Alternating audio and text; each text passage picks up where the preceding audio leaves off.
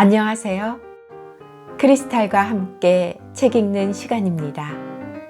오늘 함께 하실 작품은 제인 오스틴의 오만과 편견입니다. 오만과 편견은 제인 오스틴이 첫인상이라는 제목으로 출간하려 했으나 출판을 거절당하고 이후 오만과 편견으로 제목을 바꾸어 출간한 작품입니다. 제인 오스틴은 영국의 작가로 1775년 아버지가 목사로 근무하던 작은 마을에서 태어났습니다. 소설에 관심이 있었던 아버지와 시와 동화에 관심이 깊었던 어머니 밑에서 자라난 그녀는 12세부터 습작을 하기 시작했습니다. 오스틴은 작품을 통해 18세기 후반 중류계급에서 일어나는 일상생활 가운데 남녀의 결혼을 둘러싼 문제를 극적이고 사실적으로 묘사했습니다. 전면적으로 사회 문제를 다루기보다는 간접적으로 영국 사회의 뒷전에서 억압받는 계급들의 생활을 보여주었습니다.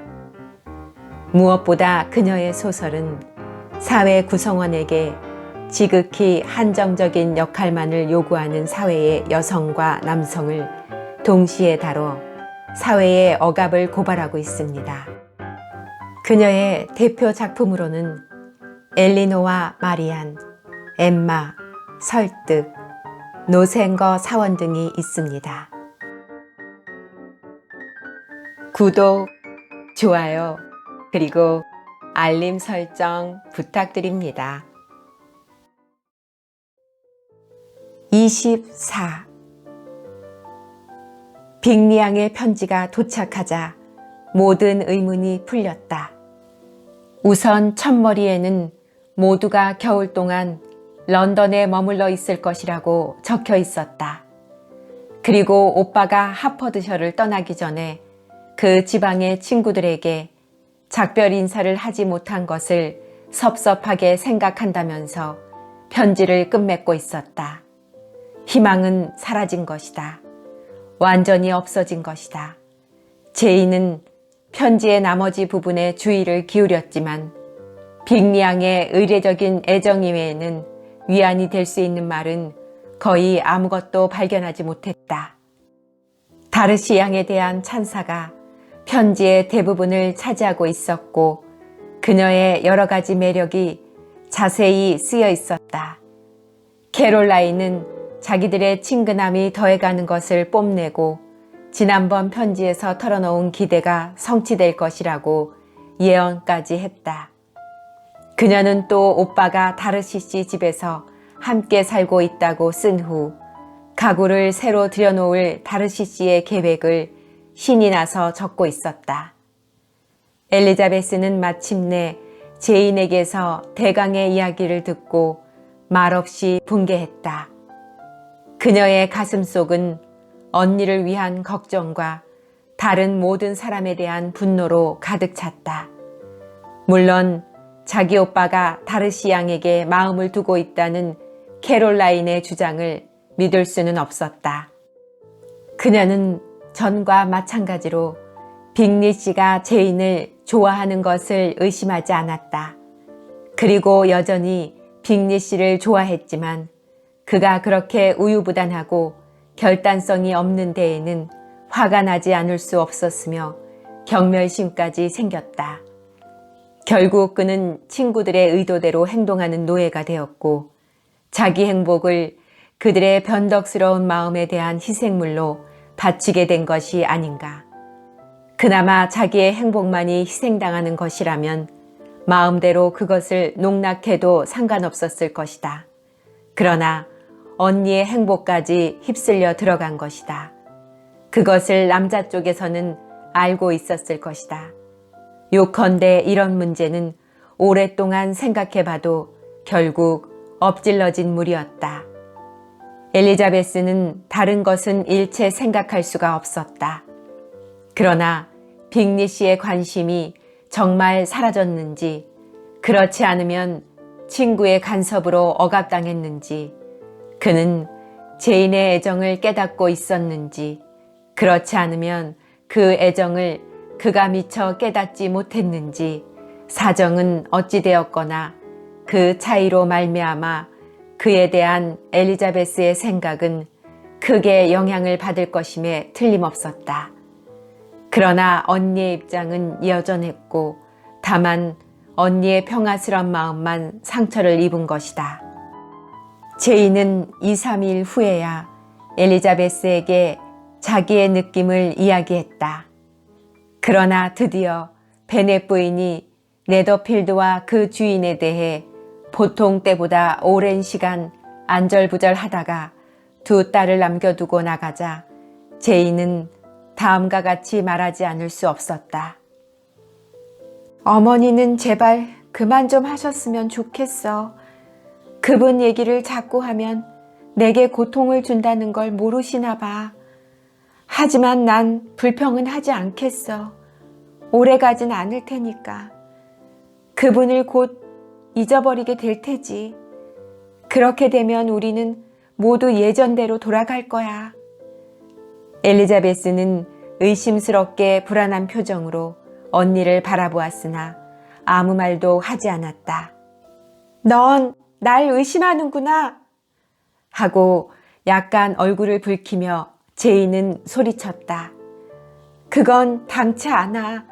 그야 그분은 내 추억 속에서 누구보다도 가장 좋은 분으로 남아있을지도 모르지. 하지만 그것뿐이야. 더 바랄 것도 없고 걱정할 것도 없어. 그분을 원망할 것도 없지. 하느님께 감사해. 난 그런 고통은 없으니까. 그러니까 조금만 참으면 돼. 꼭 단념하도록 힘쓸 거야. 한결 힘있는 목소리로 제이는 곧 이렇게 덧붙였다. 생각하기에 따라 위안을 받을 수는 있어. 쉬운 일이야. 내가 괜히 들떠서 그런 거지. 나 이외의 사람에게는 아무에게도 피해를 주지 않았다고 생각하면 되거든. 제인 언니! 하고 엘리자베스는 소리를 질렀다. 언니는 사람이 너무 좋아. 언니는 착하고 욕심이 없어서 꼭 천사 같아. 뭐라고 말을 해야 좋을까? 난 지금까지 한 번도 언니한테 제대로 얘기해 준 것이 없고 언니가 당연히 받을 만큼 언니를 위해주지도 못한 것 같아. 제이는 자신의 과장된 감정을 애써 부인하고 그렇게 칭찬해 주는 것은 동생의 따뜻한 애정 때문이라고 말했다. 아니야. 하고 엘리자베스는 말했다. 그건 공평하지 못해. 언니는 덮어놓고 세상을 아름답게만 생각하고 싶으니까 내가 남의 욕을 하면 마음이 언짢은 거야. 난 그저 언니가 나무랄 데가 없다고 생각하고 싶은 것뿐이야. 그런데 언니는 아니라고 그러다니. 내가 뭐 지나치게 말한다든지 또 무엇에든 호의를 갖는 언니의 독특한 성격에 간섭한다고 생각지는 마라. 그럴 필요는 없어. 내가 정말 사랑하는 사람이란 극소수이고 내가 좋다고 생각하는 사람은 더 적으니까. 세상을 넓게 보면 볼수록 난 실증이 나. 인간의 성격이란 짐작할 수 없고 장점이나 분별력이 있는 것 같이 보이는 것도 거의 믿을 만한 것이 못 된다는 내 신념은 나날이 굳어져만 가. 최근에도 그런 경우가 2번 있었어. 하나는 말하지 않기로 하고 또 하나는 샬롯의 결혼이야. 이해할 수가 없어. 아무리 생각해도 이해할 수가 없어. 리즈야, 그런 감정 속에 끌려 들어가지 않는 것이 좋아. 그 때문에 내 행복이 망쳐지면 어떻게 하니? 너는 상황과 성격의 차이를 충분히 고려하고 있지 않아. 콜린스 씨의 훌륭한 태도와 샬롯의 신중하고 착실한 성격을 생각해봐. 샬롯은 대가족의 딸이라는 것을 잊어서는 안 돼. 그런데다 재산으로 말하면 가장 적당한 혼처이지. 여러 사람을 위해서 샬롯이 콜린스 씨에게 경애와 존경을 느낄지도 모른다고 생각하란 말이야. 언니를 위해서라면 뭐든지 믿고 싶어. 하지만 그런 것을 믿어봤자 아무한테도 이익될 게 없잖아.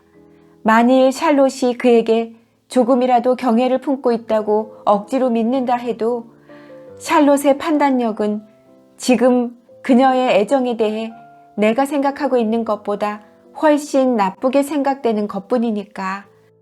언니, 콜린스 씨는 잘난 체나 하는 속이 좁고 바보 같은 사람이야. 언니도 동감일걸? 그런 사람하고 결혼하는 여자는 올바른 판단을 했다고 볼 수 없다는 것에도 동감할 거야.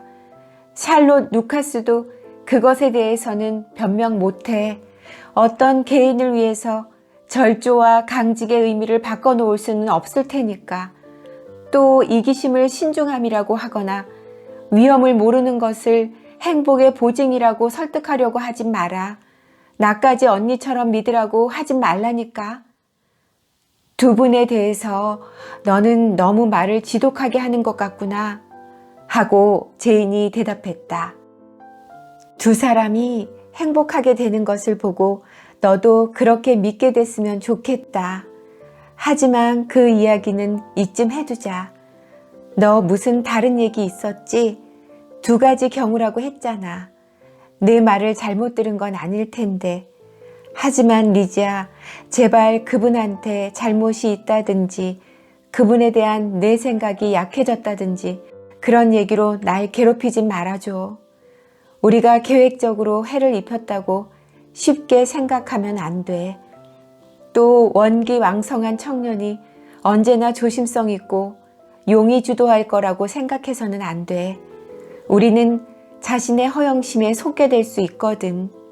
여자들은 자신들에 대한 남자의 감탄을 실제보다도 더 큰 의미 있는 것처럼 과장해서 생각하니까. 그리고 남자는 여자들이 그렇게 생각하도록 유도하지. 만일 그것이 계획적인 것이라면 용서할 수 없어. 그렇지만 세상에는 몇몇 사람들이 상상하는 것처럼 일부러 계획을 꾸미는 사람이 그렇게 많진 않을 거야. 난 빅리 씨의 행동이 모두 의도적인 것이라고는 생각지 않아. 하고 엘리자베스는 말했다. 그렇지만 나쁜 짓을 하려고 혹은 다른 사람을 불행하게 만들려고 일부러 술책을 쓰지 않았다 해도 과실이 생기거나 비참한 일이 일어날 수는 있어. 생각이 모자란다든지 다른 사람의 기분 따위는 아랑곳하지 않는다든지 혹은 결단성이 모자랄 때 그렇게 되거든. 그럼 그 중에 한 가지 탓이란 말이야? 2번째 경우지. 하지만 내가 얘기를 계속하면 언니가 존경하고 있는 분들에 대한 내 생각을 말하게 될 테니까 그럼 언니 비위만 거스리게 될 거야. 적당한 때에 나를 저지시켜야 해. 그럼 그분의 누이가 그분을 움직였다고 생각하니? 그럼 그분의 친구까지 동원해서. 그건 믿을 수 없어. 뭐 때문에? 그를 움직이지 않으면 안 되냔 말이야. 그들도 그분의 행복을 바랄 텐데. 그리고 만일 그분이 나한테 애정을 품고 계신다면 다른 여자는 결코 그 애정을 얻을 수 없을 텐데 말이야. 언니의 첫 번째 견해가 틀렸어. 행복 외에 더 많은 것을 바랄지도 모르잖아. 그분의 재산과 지위가 커지는 것을 바랄지도 모르지. 돈이나 유력한 집안, 자존심 같은 관록이 구비된 여자하고 결혼시키고 싶을지도 몰라.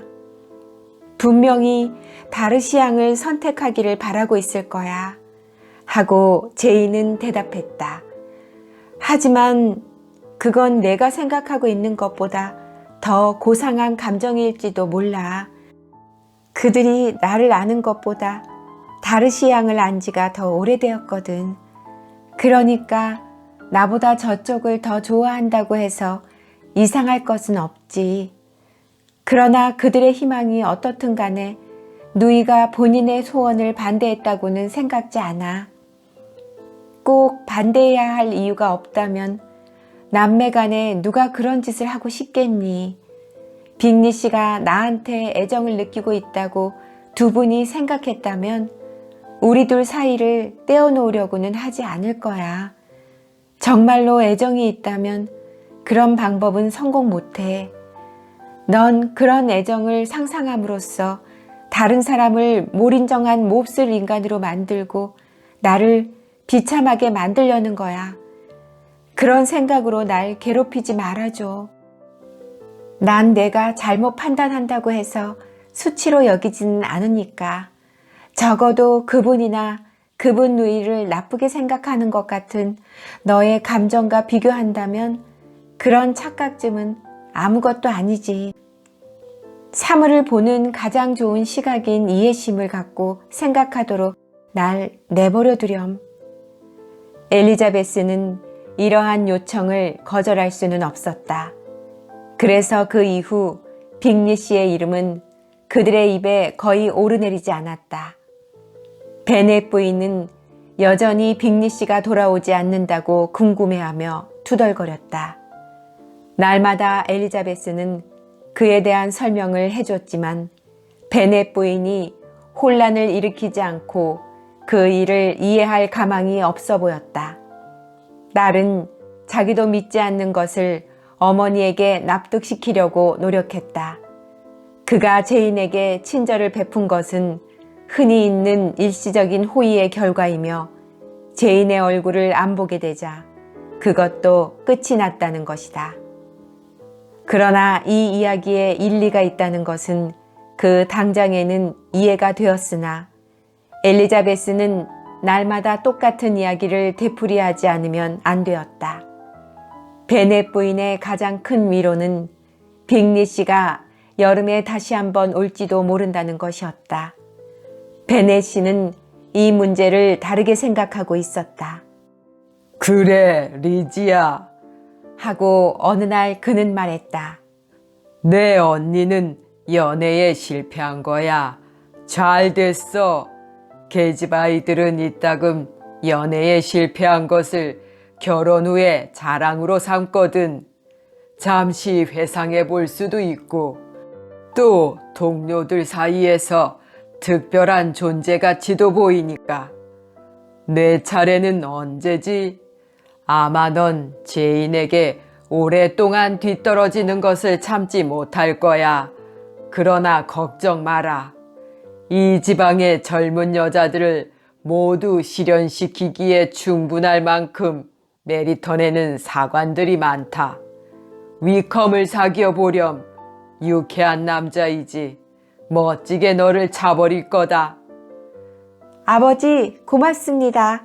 하지만 그렇게 야단스럽게 기분 좋은 사람이 아니라도 전 만족해요. 제인 언니와 같은 행운을 모두가 기대해서는 안 되니까요. 그렇고 말고. 하고 베넷 씨는 말했다. 그러나 그런 일이 너한테 생긴다 해도 애정이 많은 어머니가 있어서 다 잘 돌봐줄 테니까 아무 걱정 없을 게다. 롱본가의 여러 식구들에게는 최근에 속상한 일 때문에 우울해진 기분을 돌리는데 위컴 씨와의 교제가 큰 역할을 했다. 그들은 종종 그를 만났다. 그에겐 여러 가지 장점이 있었는데 최근엔 무엇이든 솔직하게 털어놓는 장점이 하나 더 추가되어 있었다. 엘리자베스가 이미 들은 이야기, 다르시시에 대한 그의 요구권, 다르시시가 그에게 한 처사 따위가 이젠 명백하게 인정되고 공개적으로 의논되었다. 아무것도 모르고 다르시시를 싫어했었는데 근거가 생기자 그들은 모두 기뻐했다. 이 일에 있어 제인만은 하퍼드셔의 사교계에는 알려지지 않은 어떤 참작할 만한 사정이 있지는 않을까 하고 고려해본 오직 한 사람이었다. 그녀는 부드럽고 착실하고 솔직해 늘 사정을 참작해야 된다고 주장하거나 혹 실수가 있었는지도 모른다고 역설했다. 그러나 다른 사람들은 한결같이 다르시시가 아주 못된 인간이라고 생각했다.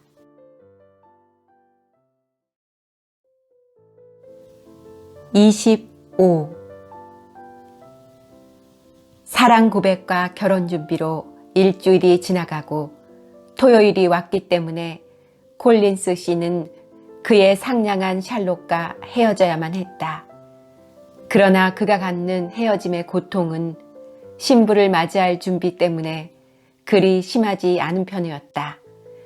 거기에는 그럴 만한 이유가 있었는데, 즉 다음에 하퍼드셔에 다시 돌아와 며칠만 지나면 가장 행복한 남자가 될 수 있는 결혼 날짜가 정해질 것이기 때문이다. 그는 롱본의 친척에게 지난번과 같이 엄숙하게 작별 인사를 했다. 그리고 어여쁜 사촌들에게 다시 건강과 행복을 빈다고 말하고 그들의 아버지에게는 감사 편지를 띄우겠다고 약속했다. 다음 월요일에 베넷 부인은 동생 내외를 반갑게 맞이했다. 그들은 늘 하던 대로 롱본에서 크리스마스를 지내기 위하여 온 것이었다. 가드너 씨는 지각 있는 신사로서 천성이라든지 교육이 누이보다 훨씬 뛰어났다. 상업에 종사하면서 자기 창고가 바라다 보이는 곳에 살고 있는 남자가 이렇게 품이 있고 유쾌하다는 것을 네더필드의 여자들은 믿으려 하지 않을 것이다. 가드너 부인은 베넷 부인과 필립스 부인보다 몇 살 아래였으며 상냥하고 총명한 점잖은 여자로서 롱본의 조카들이 좋아하는 외숙모였다. 특히 위의 두 조카딸과의 사이에는 특히 정이 깊었다. 제인과 엘리자베스는 그 전에 여러 번 시내에 들어가면 외숙모 댁에서 묵곤 했던 것이다. 가드너 부인은 도착하자마자 우선 선물을 나누어 주고 나서는 최신 유행에 대한 이야기를 하기 시작했다. 그것이 끝나자 부인은 다른 할 일이 없어서 가만히 있었다. 이번에는 들을 차례였기 때문이다. 베넷 부인은 별별 우는 소리를 다해가며 불평을 늘어놓았다. 지난번 그녀와 헤어진 일에 그들은 모두 고통받았다고 했다. 두 딸이 금방이라도 결혼을 할 수가 있었는데 허사가 되고 말았다는 것이다. 제인을 나무라지는 않아 하고 그녀는 말을 계속했다. 제인은 빅리 씨한테 갈 수도 있었다고 하지만 리지는 어떤 줄 알아? 이제 이렇게 생각하는 것도 지긋지긋하지만 저만 고집을 부리지 않았다면 지금쯤은 콜린스 씨의 아내가 됐을지도 몰라. 그분이 바로 이 방에서 구원을 했거든. 그걸 리지가 거절했지 뭐야. 그 결과가 어떻게 된 줄 알아? 루카스 부인이 나보다 먼저 딸을 시집 보내게 됐고 롱본의 토지는 그대로 한정상속이지 뭐야. 루카스 집 사람들은 모두가 음모가들이야. 손에 들어오는 건 멋이고 잡으려고 들거든. 그 사람들이 그렇다는 건 유감이지만 사실이야. 그 덕택으로 난 신경이 약해졌고 몸이 시원찮아. 이 집에선 나 같은 건 귀찮은 존재로만 여기고 이웃이라고는 제 욕심들만 채우니 말이야. 하지만 마침 잘 와줘서 반가워. 긴 소매에 대한 이야기를 듣는 게 난 재미있어. 긴 소매는 그 당시 유행한 옷입니다. 가드너 부인은 제인과 엘리자베스의 편지로 이 이야기에 대해 대강 알고 있었다. 그래서 시누이의 말에 간단히 답변을 해주고 조카들도 위로해준 다음 화제를 바꿨다. 나중에 엘리자베스와 단둘이 남게 되자 부인은 이 문제에 대해 이야기를 계속했다.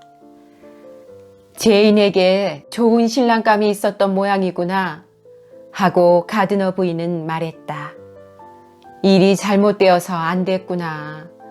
하지만 그런 일은 흔히 있어. 내가 빅리 씨라는 분의 인품에 대해 이미 말했지만 그런 사람은 2, 3주일간 예쁜 여자와 쉽사리 연애를 하고 나서 어쩌다 헤어지게 되면 언제 사랑했더냐는 식이란다. 이런 건 흔히 있는 일이지. 외숙모처럼 생각한다면야 마음이 편하죠. 하고 엘리자베스는 말했다. 그러나 저희들에겐 통하지 않아요. 저희들이 받은 고통은 우연히 일어난 게 아니거든요. 친구가 간섭을 했어요. 남에게 신세질 필요 없을 만큼 재산이 있는 청년에게 애인을 단념하라고 설득하는 예가 그리 흔히 있는 일은 아니잖아요. 그 청년이 바로 2, 3일 전만 해도 열렬하게 사랑하던 여자를 말이에요. 하지만 열렬하게 사랑한다는 그 표현은 고리타분한 데다가 애매하고 확실치가 않아서 잘 모르겠구나. 그 말은 정말 강한 애정에도 쓸 수 있지만 이따금 반시간쯤 사귄 사람한테서 일어나는 감정에도 쓰이거든. 그래, 빅리 씨의 사랑이 어느 정도 열렬했었니? 그 이상 좋아할 수도 없죠. 언니한테 홀딱 반해 다른 여자들은 거들떠보지도 않았다니까요.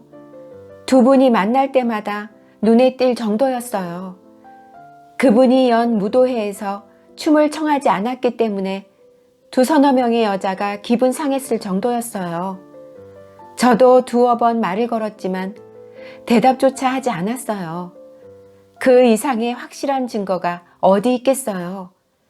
사랑하는 여자 이외에 다른 사람한테는 무례한 짓을 하게 마련인 것이 사랑의 본질 아니에요? 그래. 그분이 느꼈으리라고 내가 생각한 바로 그런 종류의 사랑이로구나. 가엾은 제인, 정말 안 됐어. 그 애의 성격으로 보아 금방 마음을 진정시키기 어려웠겠지. 차라리 너한테 그런 일이 있었더라면 좋았을걸. 너 같으면 그런 기분을 웃어 넘길 수도 있었을 텐데. 헌데 제인이 나하고 같이 가자고 하면 들을 것 같니? 잠시 이곳을 떠나 있으면 좋아질 수도 있거든. 아마 집에서 좀 떠나 있는 것이 좋을 거야.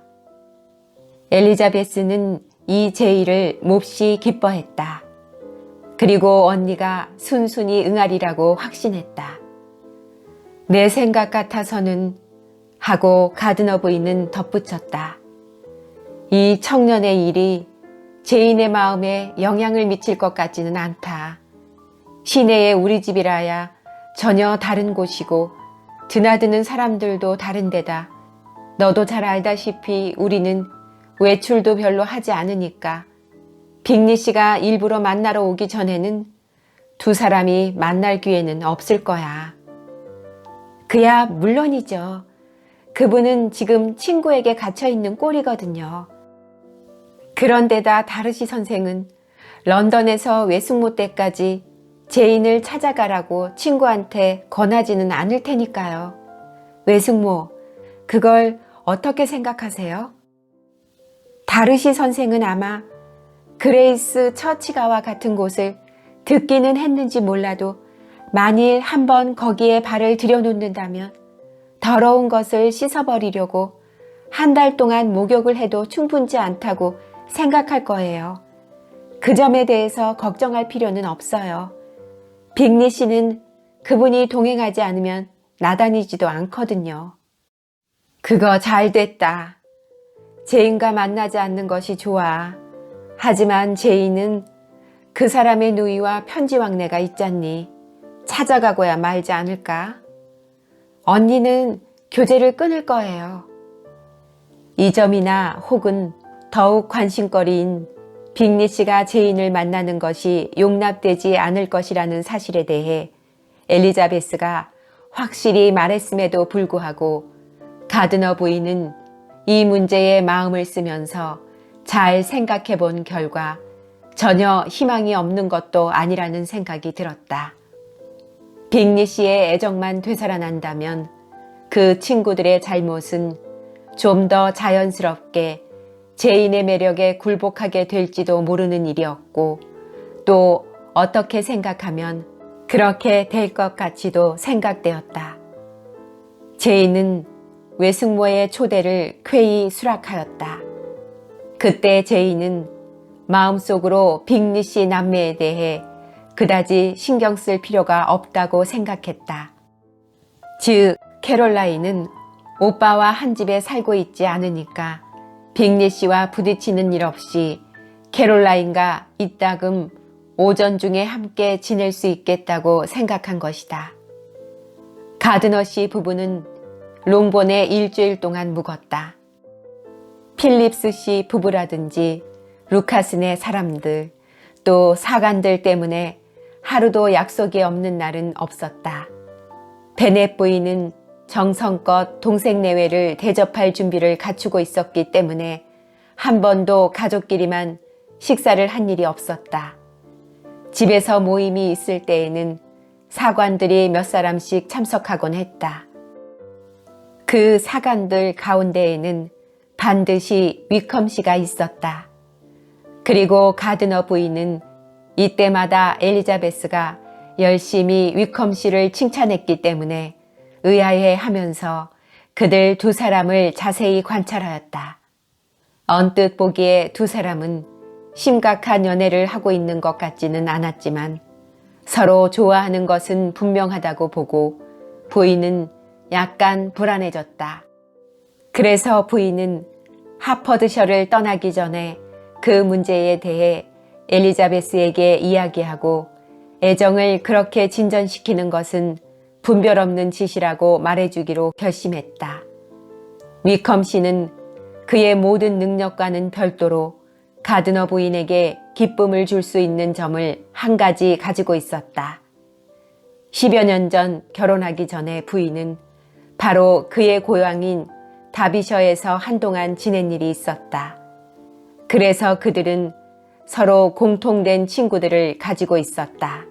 따라서 5년 전 다르시 씨의 아버지가 세상을 떠난 이후 그는 그곳에 거의 가지 않았지만 전에 사귀던 친구들에 대해서 부인이 이따금 입수한 소식보다는 좀 더 새로운 소식을 전해줄 수 있었다. 가드너 부인은 펜벌리에 가본 일이 있기 때문에 죽은 다르시 씨의 성격을 잘 알고 있었다. 따라서 그에 대한 화제가 끊이질 않았다.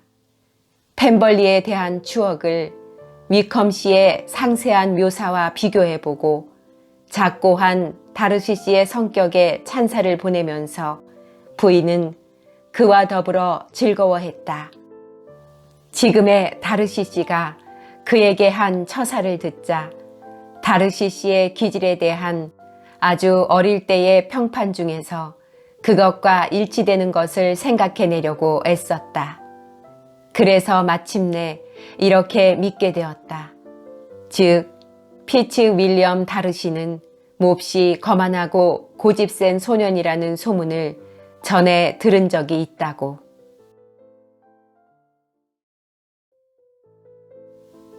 (26)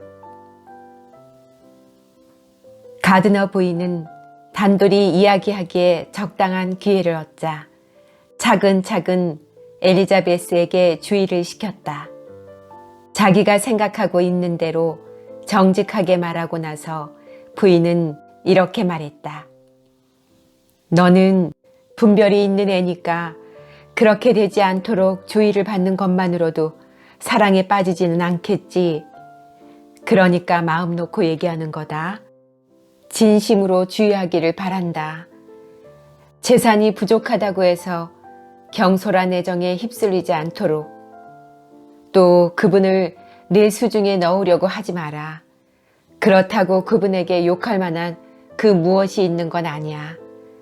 정말 사람의 마음을 끄는 청년이지. 재산만 있다면 그 이상 바랄 게 없는 사람이야. 하지만 사실은 그렇지 않거든. 내 멋대로 생각하여 도를 넘으면 못 써. 너도 지각이 있고 또 모두 내가 분별이 있게 행동하리라 믿고 있다. 아버지께서도 내 결심과 훌륭한 행동을 믿고 계실 거야. 아버지를 실망시켜드리면 안 된다. 외숙모, 이건 정말 진지한 문제예요. 그래, 그러니까 너도 진지하게 행동해주기 바란다. 그건 걱정하실 필요 없어요. 조심할 테니까요.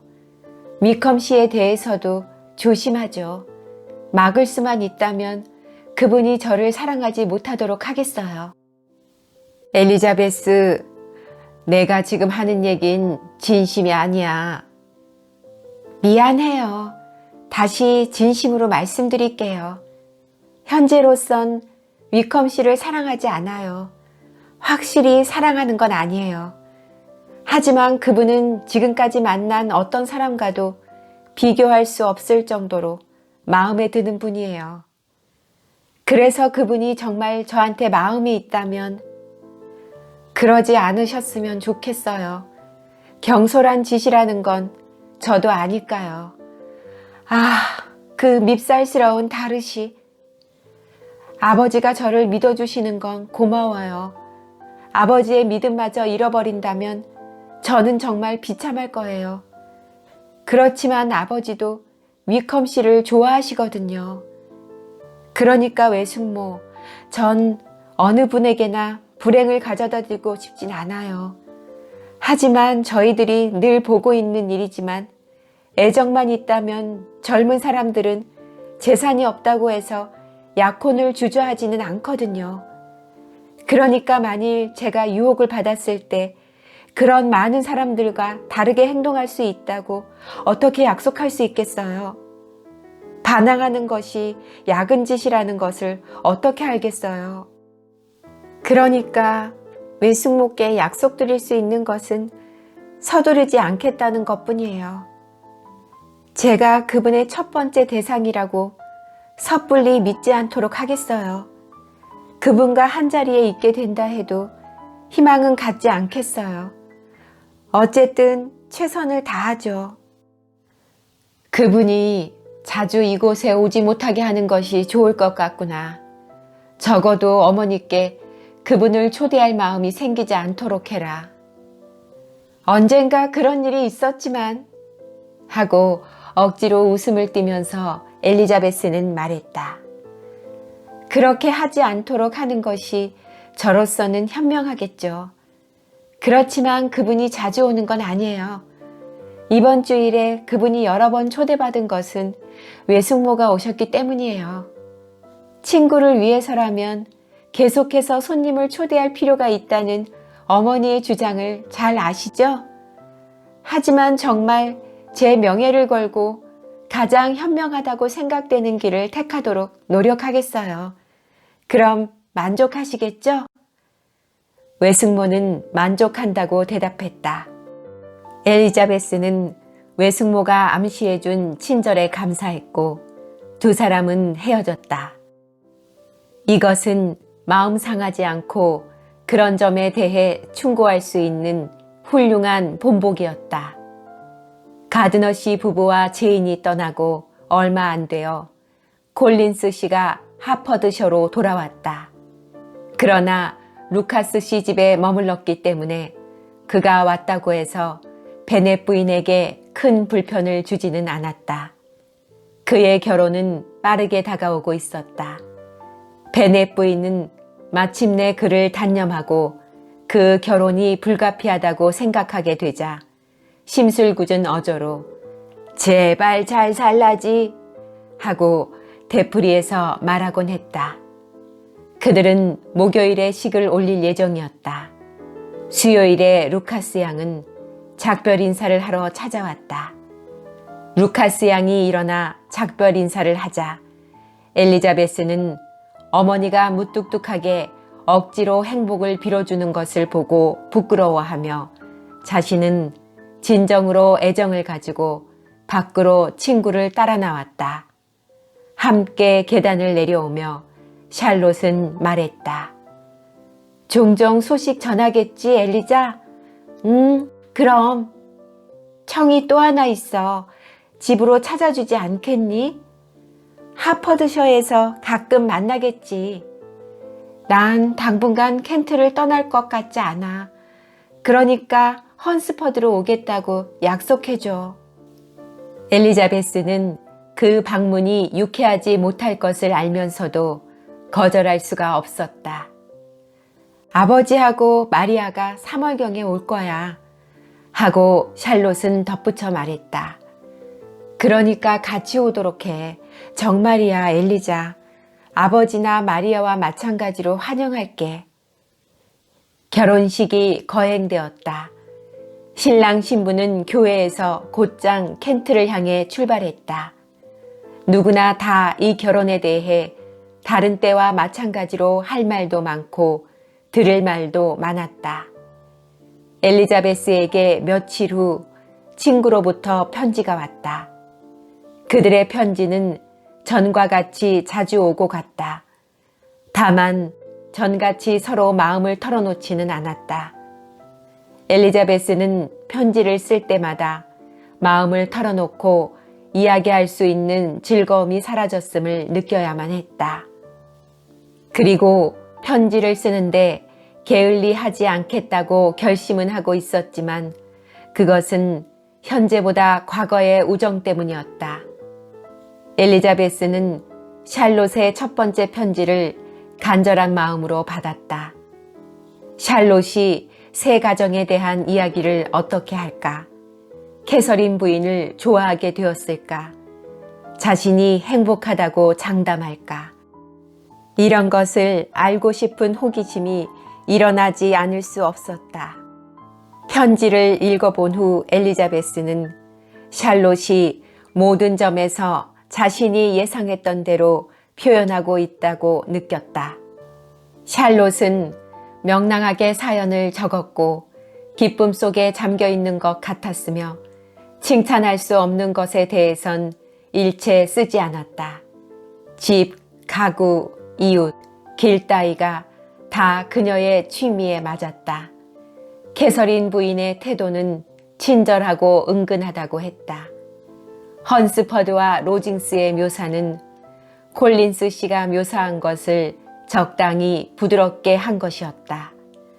그래서 그 나머지를 알기 위해서는 자기가 방문할 때까지 기다리지 않으면 안 되겠다고 엘리자베스는 생각했다.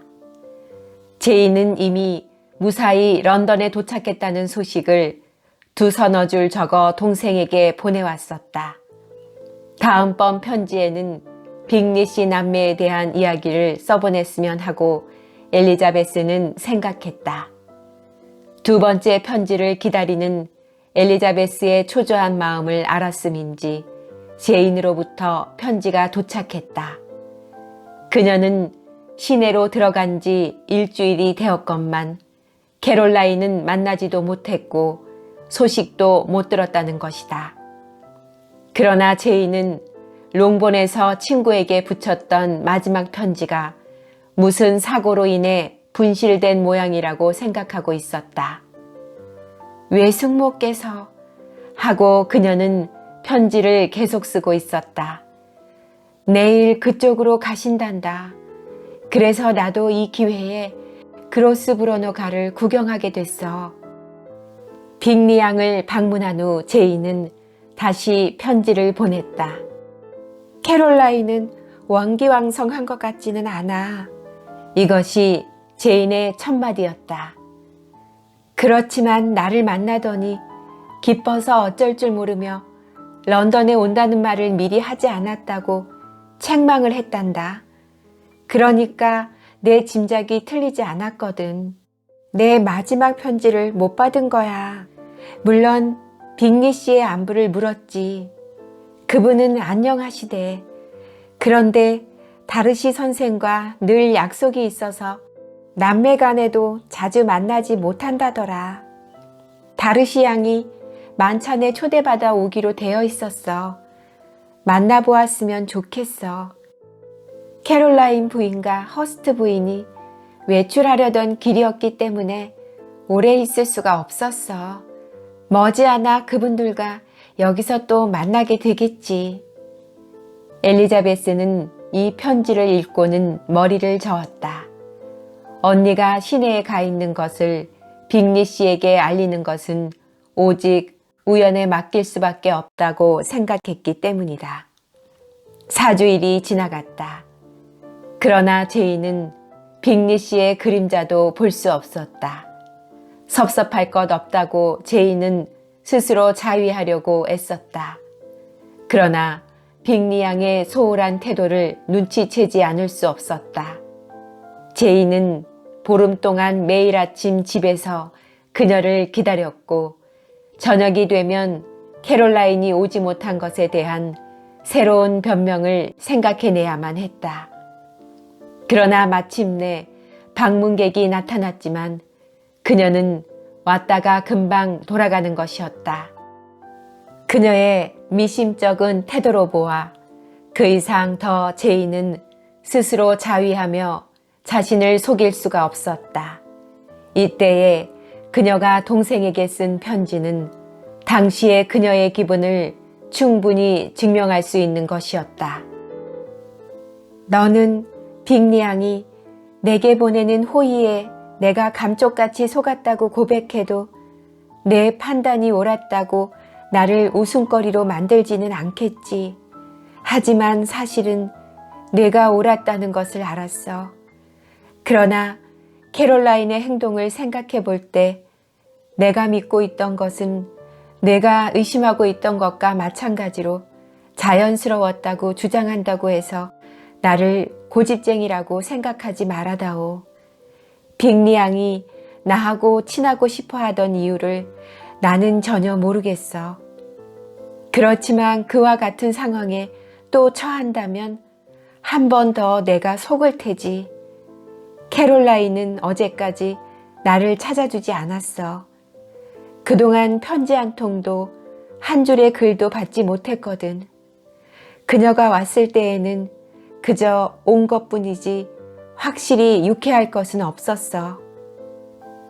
그녀는 좀 더 일찍 찾아오지 못한 데 대한 형식적인 변명을 하고 다시 만나자는 말 한마디 없이 돌아가 버렸어.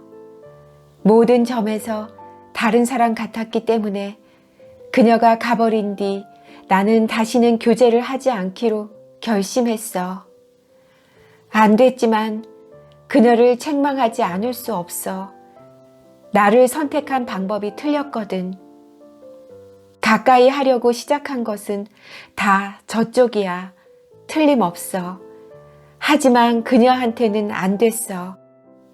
자신의 잘못을 알고 있을 것이고 또 오빠를 생각하는 나머지 그렇게 됐을 테니까 말이야. 이 이상 내 마음을 설명할 필요는 없을 것 같아. 이런 걱정은 전혀 불필요하다고 생각하지만 그녀가 그런 것을 느낀다면 나한테 보여준 행동의 의미를 쉽게 알 수 있어. 오빠가 그녀한테 소중한 것은 당연한 일이니까.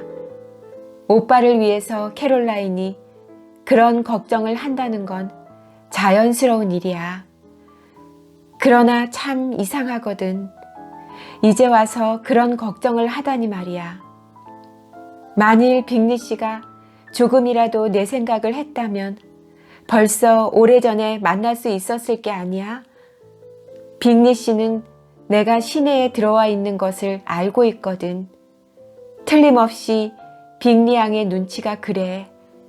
그리고 그녀의 말투로 보아 자기 오빠가 정말 다르시 양에게 마음을 쏟고 있다고 자신을 이해시키려는 것 같아.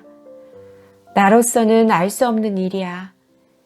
내가 만일 냉정하게 판단을 한다면 이번 일에는 표리부동한 점이 있었다고 말하고 싶어. 그러나 가슴 아픈 생각일랑 쫓아버리고 나를 행복하게 하는 길과 너의 애정, 외삼촌과 외숙모의 한결같은 친절만을 생각하도록 노력하겠어. 빨리 답장해줘. 캐롤라인은 자기 오빠가 2번 다시 네더필드엔 돌아가지 않을 거라는 둥, 그 집은 내놓을 거라는 둥 말하더라. 그렇지만 확실치 않아. 이 얘기는 하지 않는 게 좋겠지. 헌스펀드의 친구들한테서 그런 유쾌한 소식이 있었다니 기쁘다. 부디 윌리엄 경과 마리아와 함께 그분들을 찾아보도록 해. 거기 가면 참 재미있을 거야. 이 편지는 엘리자베스에게 약간의 고통을 주었다. 그러나 제인이 더 이상 빅리 양에게 속지 않으리라 생각하자 다시 기운이 났다. 빅리 씨에게 기대를 거는 것은 이제 가망 없는 일이었다. 엘리자베스는 그의 애정이 되살아나기를 바라지도 않았다. 그의 성격은 아무리 좋게 평가하려 해도 그럴 수 없었다. 그것이 제인에겐 더욱 유리한 일이 될지도 모르지만 그 벌로서 그가 차라리 빨리 다르시 씨의 누이 동생과 결혼해 버렸으면 좋겠다고 엘리자베스는 진정으로 바랐다. 위컴 씨의 말에 의하면 그렇게 될 경우 그는 자기가 버린 것을 몹시 애석하게 생각할 것이라는 것이다. 이즈음 가드너 부인은 엘리자베스에게 위컴 씨에 관한 약속을 환기시켜 소식을 전해달라고 요구했다. 엘리자베스가 보낸 소식은 자신보다도 오히려 외숙모를 만족시킬 만한 것들이었다. 그녀에 대한 위컴 씨의 확실한 편애는 이제 식었고 친절도 사라졌으며 그는 또 다른 여자에게 마음을 쏟고 있었다. 엘리자베스는 이런 변화를 확실히 알 수 있을 정도로 주의 깊게 관찰하고 있었던 것이다. 그러나 고통을 느끼지 않고 바라볼 수 있었으며 편지에도 쓸 수 있었다. 그녀는 별로 충격을 받지 않았으며 재산만 충분히 있었다면 자기야말로 그의 유일한 상대자가 되었을 것이라고 믿자 그녀의 허영심도 위로받을 수 있었다. 위컴 씨가 지금 관심을 끌려고 애쓰고 있는 젊은 여자는 갑자기 10,000파운드를 손에 넣은 것이 가장 두드러진 매력이었다. 그러나 엘리자베스는 이 경우에 샬롯의 경우보다는 총명하지 못해 독립을 바라는 마음 때문에 위컴 씨와 싸우지는 않았다. 그와 반대로 그렇게 자연스러울 수가 없었다. 그도 자기를 버리는 것은 좀 힘들었을 것이고 서로를 위해서 그것이 현명한 처사라고 그녀는 쉽게 인정했다. 그래서 진심으로 그의 행복을 바랄 수가 있었다. 엘리자베스는 이런 사연을 전부 가드너 부인에게 알렸다. 자초지정을 말한 후 그녀는 이렇게 계속해서 썼다. 외숙모, 저는 그다지 깊은 사랑에 빠지지는 않았었다고 믿고 있습니다. 정말로 저 순수하고 고결한 정열을 체험했다면 지금 그분의 이름을 들어도 혐오스러울 테고 여러 가지 불행이 그분에게 일어나기를 바랐을 거예요. 그러나 제 기분은 위컴 씨에게만 친절한 것은 아닙니다. 미스 킹에게도 공평하니까요.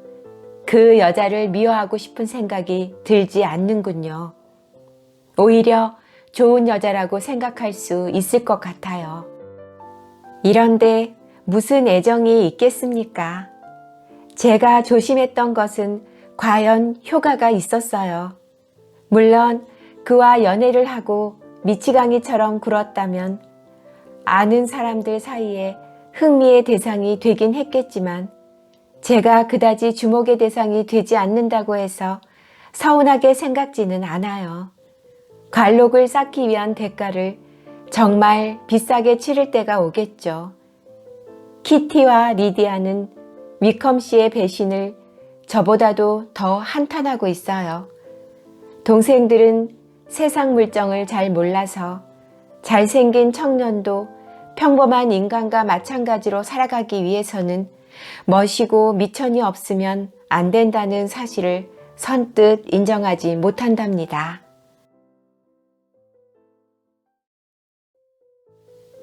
(27) 롱본 집에는 그 이상의 큰 사건은 일어나지 않았고 메리턴으로 산책하는 일 외에는 변한 것이 거의 없었다.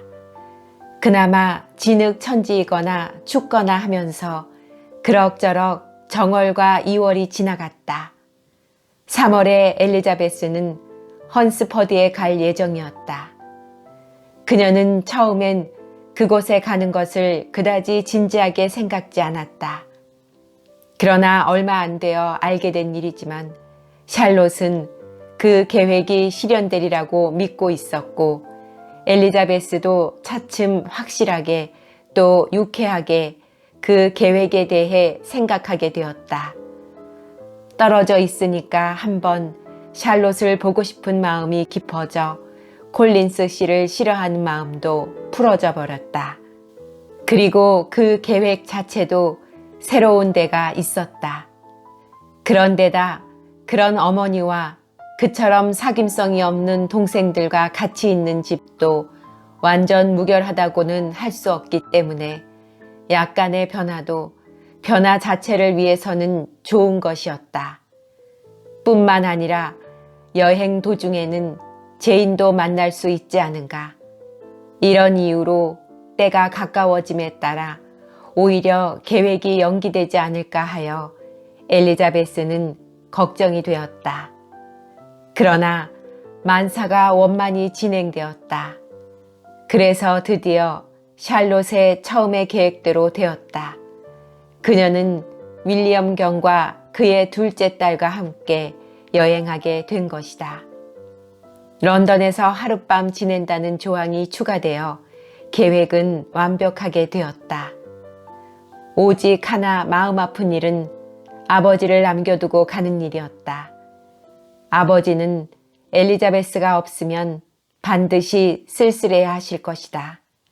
사실 막상 떠나게 되니까 아버지도 작별하는 것이 싫은지 편지를 쓰라고 말하면서 자기도 답장을 하겠다는 약속까지 했다.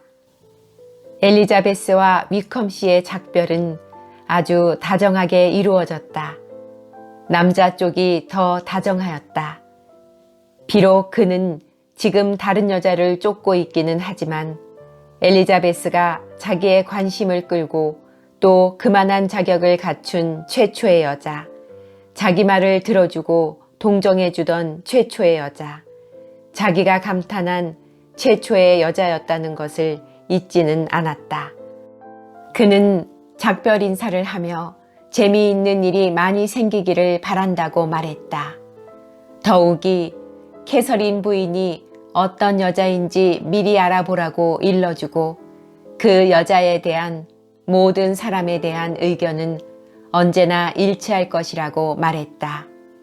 이때에 보여준 그의 마음씨라든지 관심을 생각하면 늘 참된 경애의 정을 느끼고 그에게 마음이 끌릴 것이라고 엘리자베스는 생각했다.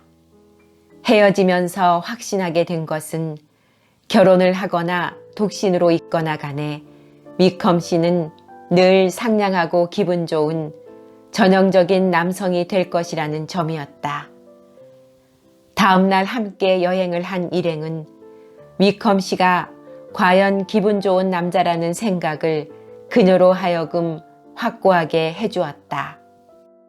왜냐하면 윌리엄 루커스 경과 상냥하기는 하나 아버지와 마찬가지로 머리가 텅 빈 그의 딸 마리아는 들을 만한 가치가 있는 이야기는 하나도 알고 있지 못했기 때문이다. 두 사람의 이야기를 듣는 것은 마치 덜커덕거리는 마차 소리를 듣는 것과도 같았다.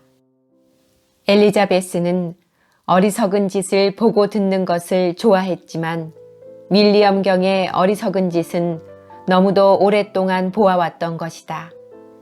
윌리엄 경은 자신이 국왕을 배알한 이야기나 기사자기에 대해서도 이렇다 할 새로운 흥미를 돋구어 주지는 못했다. 그런데다 그가 예의를 갖추는 것조차 그의 이야기와 마찬가지로 따분하기 그지없었다. 여행이라야 24마일의 거리였고 아침 일찍 출발했기 때문에 정오에는 그레이스 처치가에 도착할 수 있었다.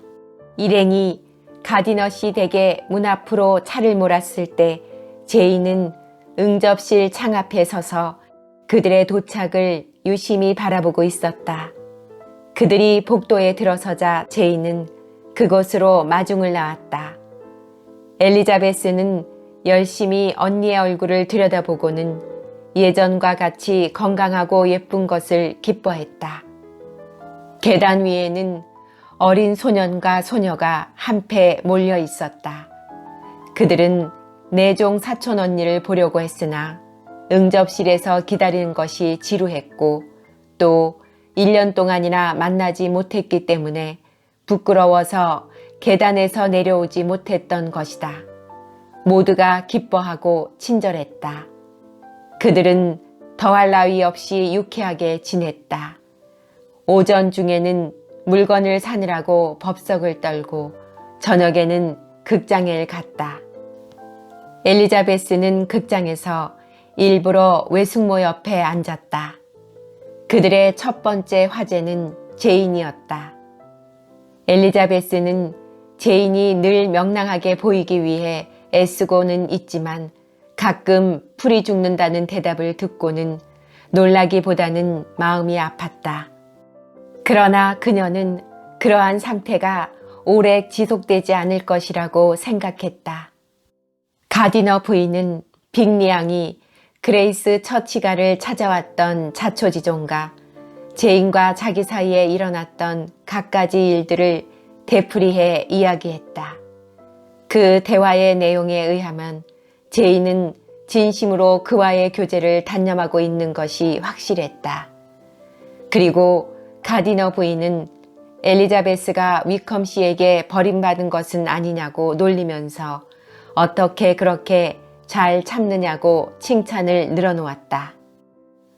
하지만 엘리자베스 하고 부인은 덧붙였다. 킹양은 어떤 여자니? 위컴 씨가 욕심꾸러기라니 유감스러운 일이구나. 외숙모, 결혼에 있어서 욕심과 신중한 동기 사이에는 어떤 차이가 있는 거죠? 어디서 신중한 행동이 끝나고 욕심이 시작되는 것인가요? 지난 크리스마스 땐 외숙모께서 그분이 저하고 결혼할까봐 걱정하셨죠. 분별 없는 짓이라고 말이에요. 그런데 지금은 겨우 10,000파운드 가진 여자를 수중에 넣으려고 한다고 욕심꾸러기라고 말씀하시네요. 킹양이 어떤 여자라는 것만 말해주면 어떻게 생각해야 좋을지 알 수 있어. 아주 좋은 여자예요. 그녀에 대한 나쁜 소문은 별로 못 들었으니까요. 하지만 위컴 씨는 그 여자의 할아버지가 돌아가셔서 상속을 받기 전까지는 이렇다 할 애정을 그녀에게 보이지 않았잖니. 그랬죠. 무엇 때문에 그러겠어요. 나한테 돈이 없기 때문에 내 애정을 구하지 않은 사람인데 별로 마음에도 없고 가난한 여자한테 사랑을 고백할 리가 있겠어요? 하지만 그런 일이 있은 직후에 그렇게 서둘러서 그 여자에게 관심을 돌린다는 건 신사답지 못한 비겁한 행동 같다. 공경에 빠진 남자들은 그렇지 않은 남자들이 지킬지는 모르는 점잖은 예의범절 같은 걸 하나하나 지킬 틈이 없거든요. 킹양이 좋다면 그만이죠. 우리가 이러쿵 저러쿵 할 건 없어요. 킹양이 좋다고 한다고 위컴 씨의 입장이 떳떳해지지는 않아. 확실히 킹양한테 결함이 있는 것 같구나. 분별력이나 감정 둘 중에 하나겠지. 그럼 하고 엘리자베스는 소리쳤다. 외숙모 마음대로 생각하세요. 위컴 씨는 욕심꾸러기이고 킹양은 바보라고 말이에요. 아니야, 리지. 그건 내 본의가 아니야. 다비셔에서 그렇게 오래 살던 청년을 나쁘게 생각하고 싶지 않아. 그건 너도 잘 알지 않니? 그 정도밖에 안 된다면 전 다비셔에 살고 있는 청년들을 우습게 생각하겠어요. 다비셔에 살고 있는 그들 친구도 더 나을 것은 없죠. 그런 사람들은 정말 지긋지긋해요. 잘 됐군요. 내일 제가 가는 데에는 한 사람도 기분 좋은 사람이 없어요. 태도도 그렇고 분별력도 그렇고요. 결국 멍청한 사람들만이 사귈 가치가 있는 유일한 사람들이로군요. 주의해라, 리지. 그건 너무 절망적인 얘기다. 연극이 끝나고 헤어지기 전에 그녀는 뜻하지 않은 기쁨을 얻게 되었다. 그건 외삼촌 내외분으로부터 여름에 가기로 계획한 관광여행에 같이 가자는 초대를 받은 것이다.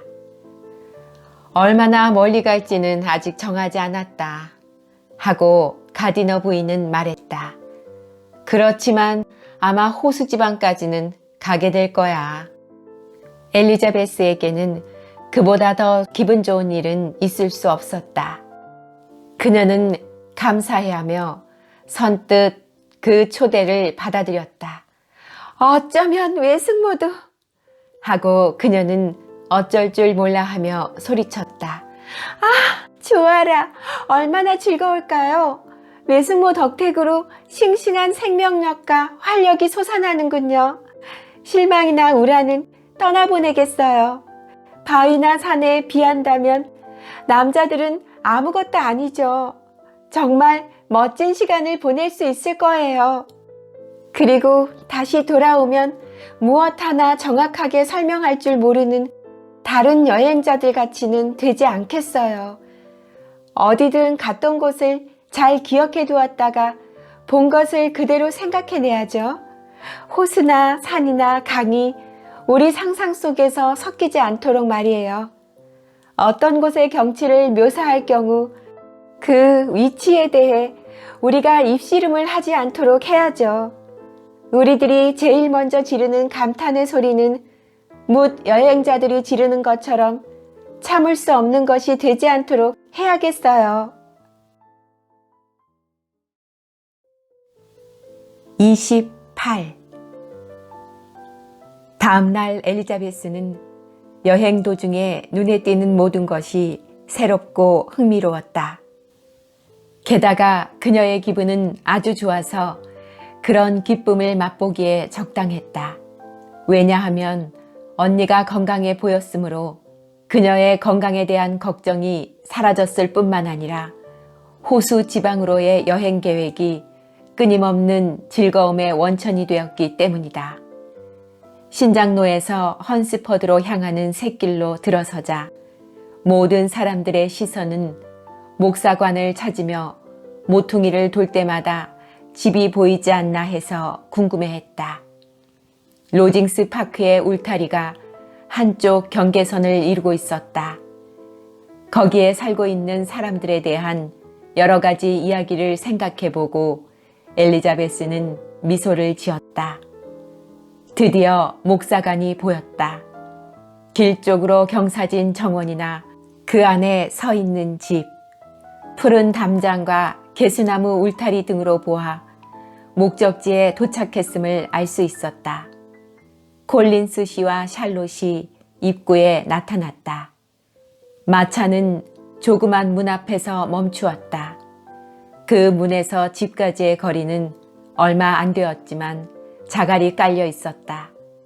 일행은 고개를 끄덕이며 미소를 지었다. 그들은 곧 마차에서 내려 서로 쳐다보며 기뻐하였다. 콜린스 부인은 더 말할 나위 없이 활발하고 유쾌하게 친구를 환영했고 그렇게 애정을 다하여 환영받은 것을 알자 엘리자베스는 진심으로 오기를 잘했다고 생각했다. 콜린스 씨의 태도는 결혼 후에도 변하지 않은 것을 금방 알 수 있었다. 그의 형식적인 정중한 태도는 이전과 똑같았다. 그는 엘리자베스의 집안 소식을 묻고 대답을 듣느라고 그녀를 문 앞에 몇 분 동안 세워두었다. 그러고는 입구가 깨끗하다고 말하면서 사람들을 지체하지 않고 집 안으로 안내했다. 객실로 들어가자마자 그는 또 한 번 형식적인 거칠애로 그들의 방문을 환영하고는 다가를 내놓겠다는 아내의 말을 그대로 되풀이했다. 엘리자베스는 그가 자랑깨나 하리라고 각오하고 있었다. 방의 균형이라든지 그 모양과 가구 등을 자랑할 때 자기가 그를 거절함으로써 잃어버린 것을 확실히 깨닫게 하려는 것처럼 콜린스 씨는 특히 자기에게 말을 하고 있는 것이라고 엘리자베스는 생각지 않을 수 없었다. 그러나 모든 것이 깨끗하고 기분 좋게 보이긴 했으나 엘리자베스는 후회의 빛을 보여 그의 의도를 만족시켜 줄 수는 없었다. 오히려 그러한 남편과 같이 살면서 그렇게 쾌활한 태도를 가질 수 있는 것을 의아해하며 친구를 쳐다보았다. 아내가 응당 부끄럽게 생각할 말을 콜린스 씨가 서슴없이 하자 그것도 여러 번이나 엘리자베스는 자기도 모르게 샬롯에게 시선을 돌렸다. 한두 번 약간 그녀의 얼굴은 붉어지기는 했으나 대체로 샬롯은 현명하게도 그의 말을 못 들은 척했다. 한동안 앉아서 찬장으로부터 벽난로의 제바지에 이르기까지 방 안에 있는 모든 가구 등에 감탄하며 여행 도중에 런던에서 일어났던 일을 빼놓지 않고 이야기한 후에야 콜린스 씨는 정원을 거닐지 않겠느냐고 청했다. 정원은 넓고 손질이 잘 되어 있었는데 콜린스 씨는 손수 가꾼 것이라고 했다. 정원에서 일하는 것은 그의 가장 점잖은 즐거운 일 중에 하나라는 것이다. 샬롯이 그 운동의 건전함에 대해 이야기하며 될 수 있는 대로 그에게 그 운동을 권하고 있다고 말했을 때의 그 태연스러운 표정을 보고 엘리자베스는 감탄했다. 여기서 그는 산책길을 거닐며 일일이 안내하고 자청한 찬사를 다른 사람이 말할 사이도 없이 모든 경치를 자세하게 설명했기 때문에 그 뒤의 아름다움을 오히려 놓쳐버릴 지경이었다. 그는 모든 방향에 있는 밭의 수도 셀 수 있었고 가장 먼 숲속에 있는 나무에 대해서도 말할 수 있었다. 그러나 이 정원과 이 지방, 아니 이 나라가 자랑할 수 있는 어떤 경치 가운데에서도 로징스의 전망과 비교될 만한 것은 아무것도 없다고 그는 말했다. 그의 집 정면으로 건너편 가까이 장원의 경계가 되어 있는 수목 사이로 그것이 보였던 것이다. 그것은 깨끗한 최신식 건물로서 비탈진 땅에 교묘하게 세워져 있었다. 콜린스 씨는 그의 정원을 지나 2개의 목장까지 안내하려고 하였다. 그러나 여자들은 아직도 녹지 않은 눈 위를 걸을 만한 구두를 신고 있지 않았기 때문에 되돌아왔다. 윌리엄 경이 그를 따라간 동안에 샬롯은 동생과 친구를 데리고 다니며 집안을 구경시켰다. 남편의 도움을 받지 않고 집 구경을 시킬 기회를 얻은 것이 무척 기쁜 모양이었다. 집은 작은 편이었다. 그러나 잘 지어서 편리했다. 모든 것이 깨끗하게 정돈되어 있었다. 확실히 샬롯의 솜씨답다고 엘리자베스는 생각했다. 콜린스 씨를 생각하지 않는 동안은 참으로 마음이 편했다. 샬롯도 그런 것을 보니 콜린스 씨는 이따금 잊혀지는 대상임에 틀림없다고 엘리자베스는 생각했다. 엘리자베스는 캐서린 부인이 아직 시골에 있다는 것을 이미 들어 알고 있었다. 만찬 석상에서 그 이야기가 또 나왔다. 그러자 콜린스 씨가 한몫 거들며 말했다. 엘리자베스 양, 이번 일요일에 교회에서 캐서린 부인을 만날 겁니다. 그래서 말씀드릴 필요 없이 만나보시면 기쁘실 겁니다. 부인은 상냥하고 친절하셔서 예배가 끝나면 반드시 무슨 말씀이 있으실 거예요. 당신이 여기 계시는 동안 부인은 반드시 당신과 마리아를 함께 초대하실 거예요. 아내에게 보여주시는 그분의 태도는 훌륭하죠. 우리는 매주 2번 로징스에서 식사를 하는데 걸어올 필요가 없습니다. 부인의 마차가 우리를 위해 항상 대기하고 있으니까요.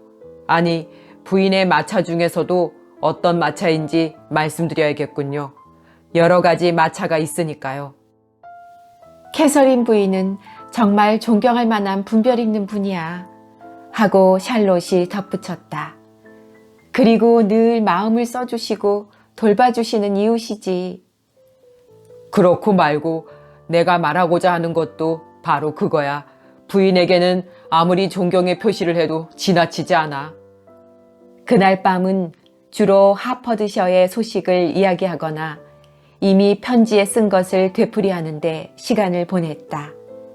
그런 후에 엘리자베스는 자기 방에 혼자 남아 샬롯에 만족해하는 모든 태도를 곰곰이 생각해 보기도 하고 남편을 인도하는 솜씨와 남편을 감싸주는 침착성을 이해하기도 하면서 이런 것이 순조롭게 이루어지고 있음을 인정하지 않을 수 없었다.